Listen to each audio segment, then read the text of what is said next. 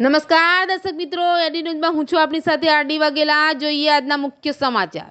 અંકલેશ્વર નવી દિલ્હી રોડ ઉપર ગલ્લામાંથી વિદેશી દારૂ સાથે બે ઇસમોને ઝડપી પાડતી એલસીબી પોલીસ।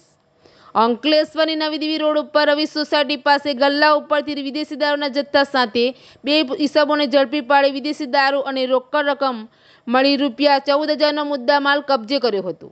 બુટલેગરને વોન્ટેડ જાહેર કરી કાયદેસરની કાર્યવાહી હાથ ધરી છે।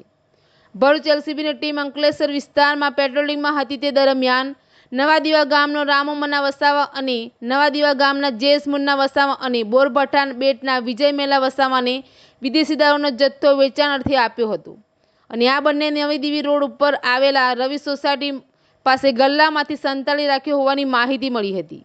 જે માહિતીના આધારે પોલીસે રેડ કરતા ગલ્લામાંથી વિદેશી દારૂનો જથ્થો મળી આવ્યો હતો।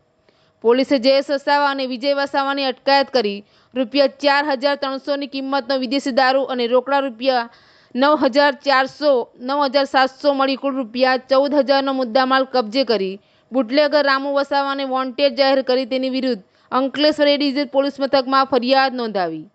એડીની સાથે રિપોર્ટર જયેશ પ્રજાપતિ, અંકલેશ્વર।